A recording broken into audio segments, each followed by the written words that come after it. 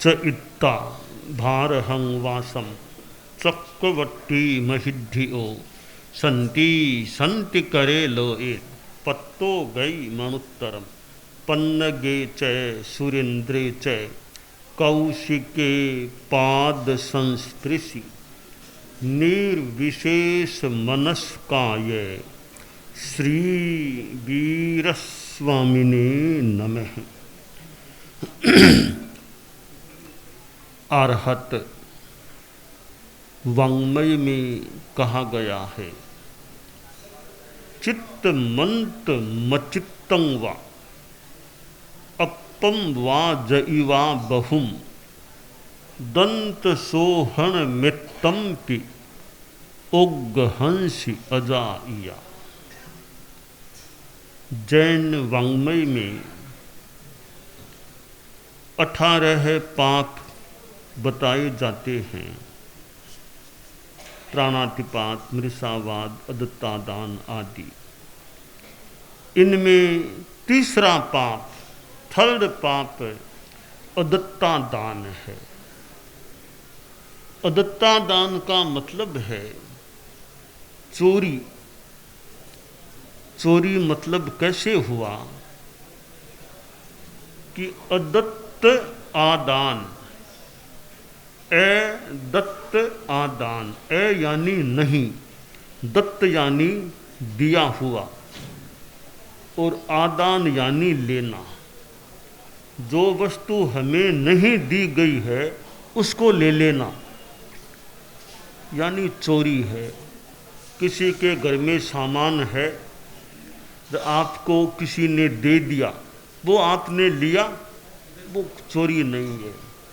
आप किसी के घर में गए, आपको जो चीज़ दी नहीं थी आपने चुपके से उठा ली, जेब में डाल ली, चले गए, ये नहीं दी हुई ली गई है, इसलिए यह चोरी हो गई।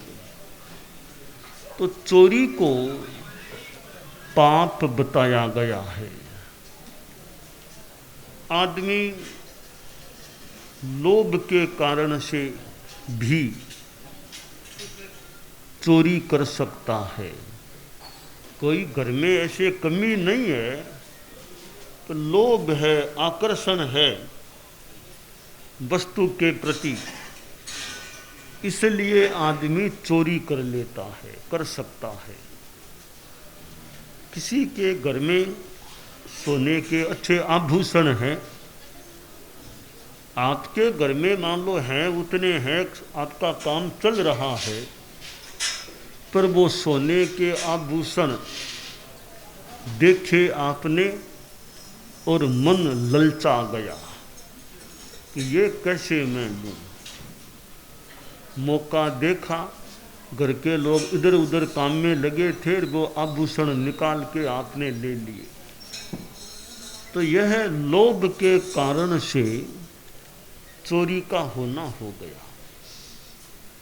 ईमानदारी को सर्वोत्तम नीति कहा गया है।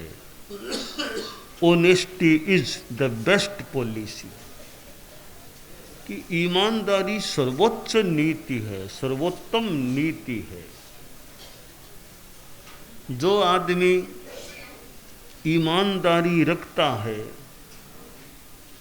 उसकी इज्जत भी बढ़ सकती है, उसके प्रति विश्वास का भाव पैदा हो सकता है कि भाई ईमानदार आदमी है, इससे कोई खतरा नहीं है।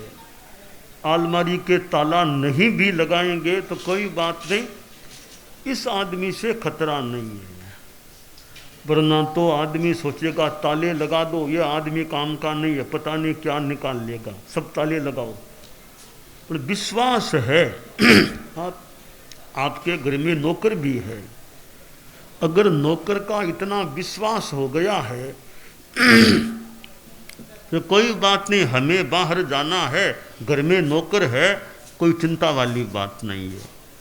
चिंता वाली बात क्यों नहीं है कि नौकर के प्रति इतना विश्वास है आपका, यह हमारे परिवार का सदस्य की तरह ही है, कोई ये चीज़ उठा ले, निकाल ले, ऐसी संभावना आपके दिमाग में नहीं है। तो आप नौकर के भरोसे घर छोड़कर कहीं बाहर जा सकते हैं। दूसरे की वस्तु को लोभ के कारण चोरी के रूप में ले लेना होता है,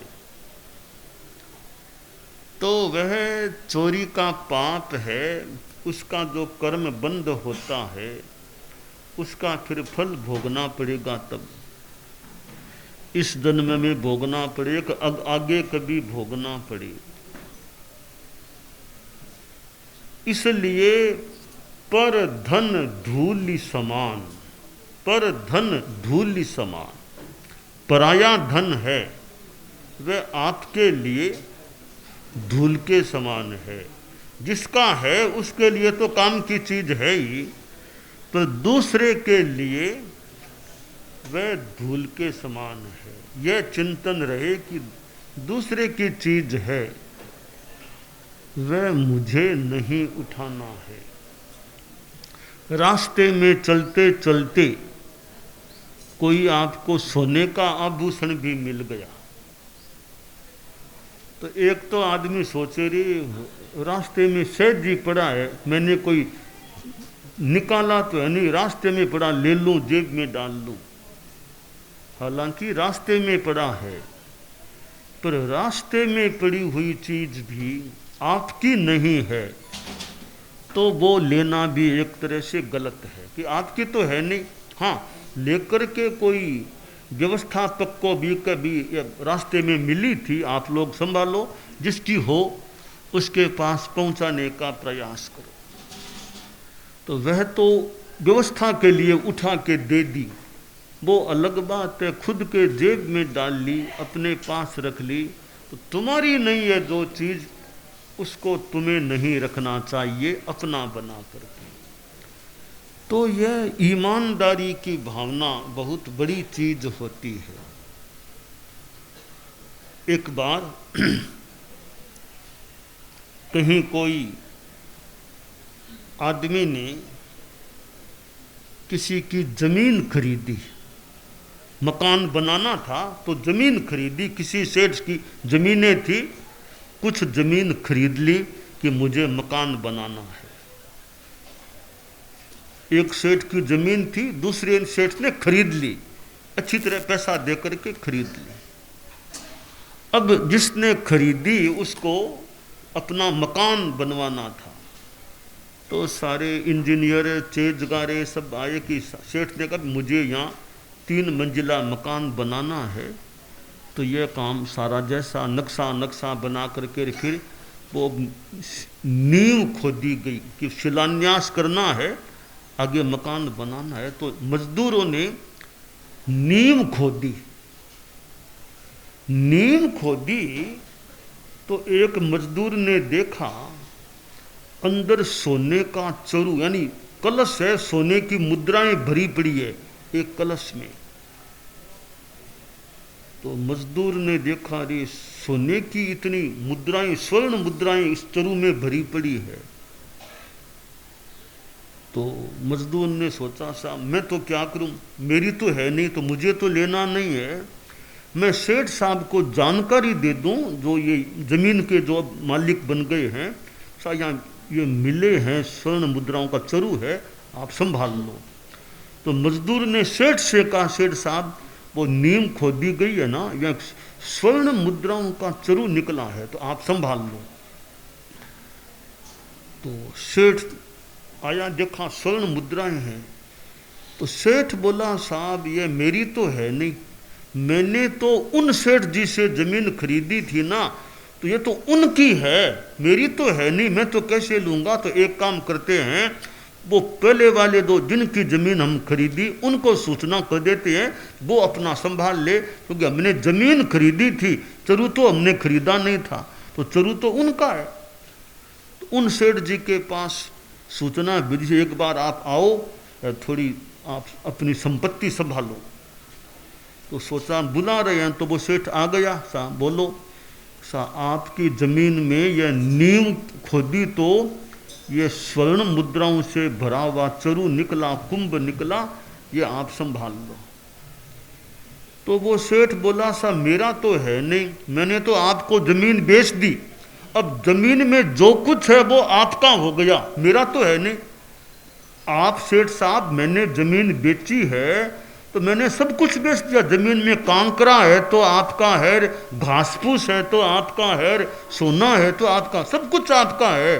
तो मैं तो इसका मालिक अब हूं नहीं, मैंने बेच दी, अब इसके मालिक तो आप हो गए।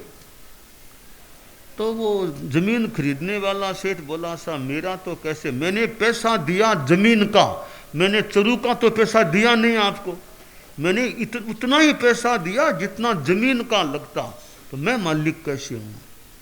तो कहा ऐसा करें, ये जमीन की संपत्ति है, ये राजा को सूचना करें। जमीन भूपाल, जमीन के मालिक तो वैसे राजा हैं, जमीन के अंदर जो कुछ है वो राजा का मान ले, हम राजा को सूचना करें।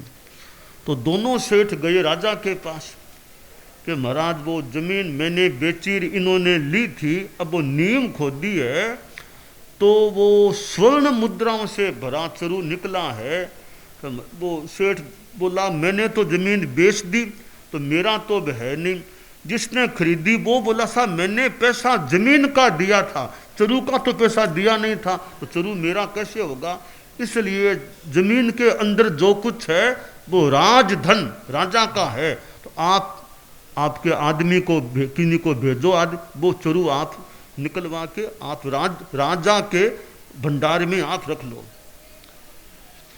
तो राजा ने सोचा साहब कि उसका मालिक मैं कैसे हुआ, कि जमीनें जो लोगों ने खरीद ली है, ले ली है, हमने भी कईयों को बेची है, तो बेचने के बाद मेरा अधिकार नहीं है, जिसको बेचे वो जाने, मैं तो नहीं ले सकता। अब सेठ बोले, सा हम तो कैसे लें, कहा भी हम तो नहीं लेंगे। तब राजा ने कहा, एक काम करो, यह धरती माँ की संपत्ति है तो वापिस धरती में ही कहीं गाड़ दो, हमारी नहीं है मान लो, न राजा की मानो, न इस सेठ की, न उस सेठ की, धरती माँ की संपत्ति है, तो माँ की संपत्ति माँ के पास ही रहनी चाहिए। तो वापिस कहीं उसी जमीन में कहीं अच्छी तरह गाड़ दो, धरती में ही रह जाएगी। अब न तो सेठ लेने, पहला सेठ लेने को तैयार, न दूसरा सेठ लेने को तैयार, न राजा लेने को तैयार। मजदूर चोरी छिपे रख लेता तो छिपा के तो ले जाता, न मजदूर ने लिया। अब चारों में कितनी निष्ठा है ईमानदारी की कि हम हमारी नहीं, हम कैसे ले सकते हैं। ठीक है, आखिर वो संपत्ति वापिस जमीन में ही कहीं गाड़ दी गई। कुछ घंटे बीते, रात बीती, सूर्योदय हुआ। अब मत्ती में भ्रम, मत्ती फिरती है। राजा ने सोचा, रे मैंने मूर्खता की, वो सेठ लोग आए थे कि ये संपत्ति जमीन की है तो आप संभाल लो, मैं ले लेता, क्यों मनाही की, मेरे राज्य के भंडार में मैं खुद काम ले लेता, जो भी करता, मैंने क्यों नहीं ली, मैं तो मूर्ख आदमी हूँ। वो चलाकर सेठ लोग आए थे कि आप संभालो, फिर भी मैंने मनाही कर दी, अच्छा नहीं किया। अब वापिस मैं बात करूं, वो संपत्ति में निकलवा कर मैं ले लूं। राजा वहां से अपने सेवकों को लेकर रवाना हुआ कि उस जमीन पर जाके वो निकलवा के मैं ले लूं, भी यह तो संपत्ति राजा की है, राजधन है। राजा वहां से चला। अब जो पहले वाला सेठ था जिसने जमीन बेची थी, उसके भी दिमाग में आता है, सा मैंने तो जमीन बेची थी, वो चरु तो बेचा नहीं था, चरु तो मेरा ही था ना, मैंने क्यों नहीं लिया, अब जाके चरु ले लूँ मैं। वो पहला सेठ अपने घर से चला कि जमीन पर जाके वो चरु मैं ले लूँ। वो भी आ रहा है। जिसने जमीन खरीदी उसने सोचा, रे जमीन मैंने ले ली तो जमीन में जो कुछ है, मिट्टी है कि कंकर है कि घास है कि कोयला, जो भी है वो सब तो मेरा हो गया, उसका मालिक तो मैं हूँ। तो मैंने क्यों पहले वाले सेठ से बात की, ले लेता खुद ही, अब भी जाके ले लूँ मैं। वो सेठ भी चलता है उस जमीन पर आने के लिए। मजदूर ने सोचा, रे मैं माँ मूर्ख आदमी हूँ, मैंने खुदवाई की और किसी को पता नहीं था, मैं चुपके से सारी स्वर्ण मुद्राएं पार कर देता, सारी स्वर्ण मुद्राएं मुझे मिल जाती। मैंने क्यों सेठ को कहा कि आप संभालो आप संभालो। अभी भी जाऊं, गाड़ी तो मैंने ही है ना, सारा काम मैंने किया, अभी भी जाके निकाल के अपने घर ले जाऊं। तो मजदूर भी अपने घर से चलता है। अब चारों चलते हैं, राजा भी वहां पहुंच गया, पहला सेठ भी पहुंच गया, दूसरा सेठ भी पहुंच गया, मजदूर भी आ गया। चारों का ध्यान एक ही कि वो चरु कैसे हमको मिले। तो राजा आया, साहब चरु तो राजधनी है, खोदो वापिस, मैं लूंगा इसको। तो पहला सेठ बोला, साहब आप सोचिए, जमीन तो मूल मेरी थी, तो वो जो हमारे कोई पुरखों ने कभी गाड़ा होगा, हमारे पुरखों ने, उसका मालिक तो मैं हूं। तो दूसरा सेठ बोला, सा आप कैसे, आपने मुझे बेच दी जमीन, अब जो कुछ है वो मेरा है, मैं लूंगा वो। तो मजदूर बोला, सा खोदा तो मैंने था ना, मेरे भाग्य से चरु निकला था, वो चरु तो मुझे मिलना चाहिए। तब अच्छा चारों मिले कि ठीक है ऐसा करें, खुदवा लें, जो निकलेगा चार पंक्ति करके चारों बांट लेंगे, सबको दे देंगे, ऐसा ही करेंगे। कहा नहीं सा ज्यादा मुझे दो, उससे ज्यादा मुझे नहीं, सबको बराबर देंगे, खोदो जो कुछ अब जितना निकलेगा ना, राजा को 1/4 हिस्सा, 1/4 हिस्सा पहले सेठ को, 1/4 हिस्सा दूसरे वाले सेठ को, बच्चा 1/4 इस मजदूर को दे देंगे, खोदो सा। अब 2-3 मजदूर लगे वापिस खोदने को। तो खोदा तो उस तरह में कोयले ही कोयले निकले, स्वर्ण मुद्राएं थी नहीं, सब कोयले कोयले हो गए। तो ये क्या हुआ? तब ऊपर से आवाज आई कि आपकी मत्ती खराब हो गई तो स्वर्ण मुद्राएं भी खराब हो गई है। पहले आप सब में ईमानदारी थी तो स्वर्ण मुद्राएं ठीक थी, तब आपकी मत्ती फिर गई, अब लेने की भावना जाग गई। तो देव शक्ति बोली, तो अब वो स्वर्ण मुद्राएं भी कोयले बन गई, आप कोयले भले बांट लो, 4 हिस्सा कर लो, कोयले भले ले जाओ आप। तो ईमानदारी को सर्वोत्तम नीति कहा गया। Honesty is the best policy, कि ईमानदारी सर्वोत्तम नीति है। कि ईमानदारी थी तो वे स्वर्ण मुद्राएं थी, ईमानदारी कह दे कुछ भी, वो बत्ती थोड़ी फिर गई तो वहाँ कोयले हो गए। तो यह आदमी का जो रुझान है, मनोभाव है, दृष्टिकोण है, निष्ठा है, वो ईमानदारी के प्रति रहे कि भाई हमें यह मानव जीवन मिला है, इसमें बेईमानी करके, धोखाधड़ी करके, झूठ कपट करके पाप कर्म का बंधन नहीं करें, बस जीवन सादगी से जिए, संयम रखें, तो थोड़े संसाधनों से भी हमारा जीवन चल सकता है। तो धोखाधड़ी करके पैसा अर्जन करने का प्रयास हम नहीं करें। और ईमानदारी तो किसके काम की नहीं है, जैन है कि बौद्ध है कि मुसलमान है कि वैदिक है कि और कोई है, सिख ईसाई कोई है, शिक्षक है कि विद्यार्थी है कि व्यापारी है कि मजदूर है कि नौकर है, ईमानदारी मानो सबके लिए एक उपयोगी काम की चीज, पवित्र चीज होती है। दुकानों में आप लोग कहीं कोई देवी की फोटो है, अपने अपने जो हैं, कहीं कोई देवता की फोटो, किसी आराध्य की फोटो है, ठीक है, दुकान की अपनी सजावट है, अपनी आस्था भी हो सकती है। तो और देवी देवताएं फोटो के रूप में हैं, ईमानदारी है या नहीं, वो कितने रूप में है ईमानदारी। तो दुकानदार ईमानदार हो, दुकान में वो ईमानदारी की देवी कह दें, कुछ भी कह दें, निष्ठा कह दें, वो रहे। और दुकान में ही नहीं, जहाँ जाए साथ में ईमानदारी आदमी के साथ रहे, तो दुकान भी एक प्रकार का मंदिर जैसा बन जाए। ईमानदारी है, हम ईमानदारी को कल्पना से देवी मान लें, तो दुकान ईमानदारी देवी का मंदिर जैसा, जैसे विद्यालय सरस्वती का मंदिर है, तो दुकान ईमानदारी का मानो मंदिर है। तो लक्ष्मी है, तो लक्ष्मी के साथ ईमानदारी रहे।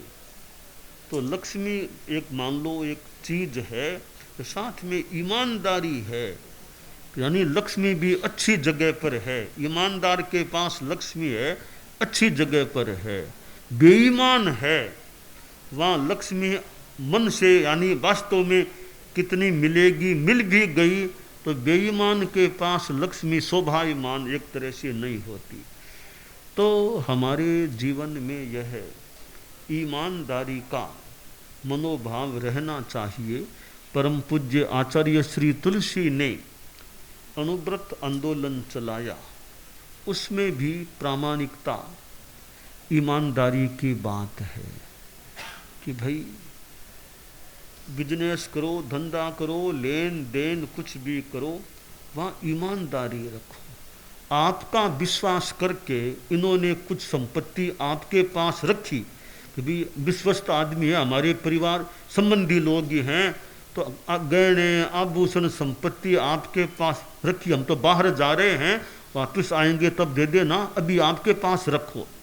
आपके पास इन्होंने अपनी संपत्ति रखी है, 3 साल बाद ये वापस आए, आपसे मिलने घर गए, आपने वो नाम ही नहीं लिया कि आपकी संपत्ति संभाल लो। आखिर इन्हीं को पूछ करना पड़ा कि वो बक्सा कहाँ पर है आभूषणों वाला।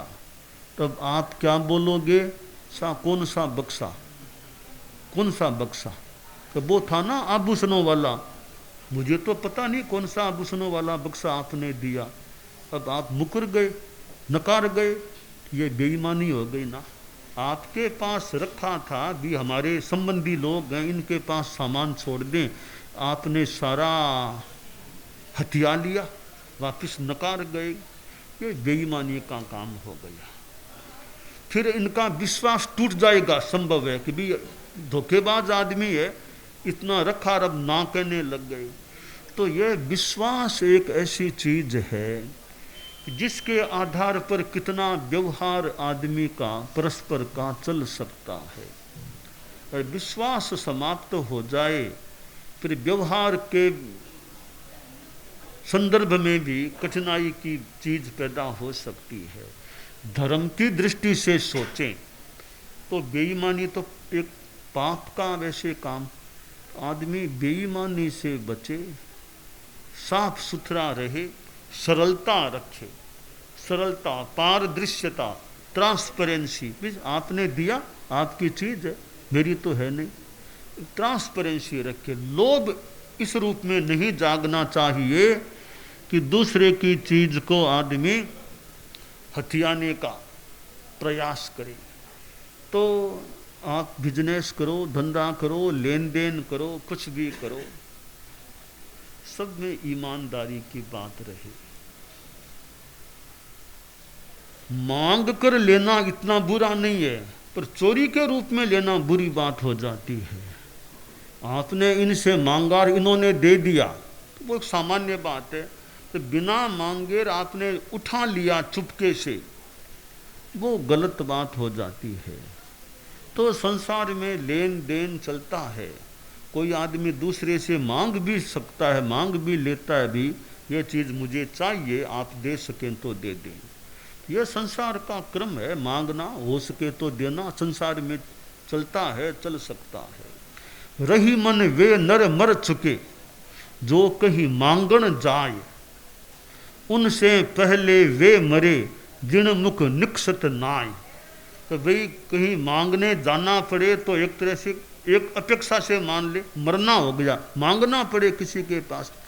परंतु जिसके पास मांगना जाए उसके पास चीज है, समर्थ है, दे सकता है, फिर भी ना कह दे, वो पहले ही मर गया, वो तो पहले ही मरा हुआ है।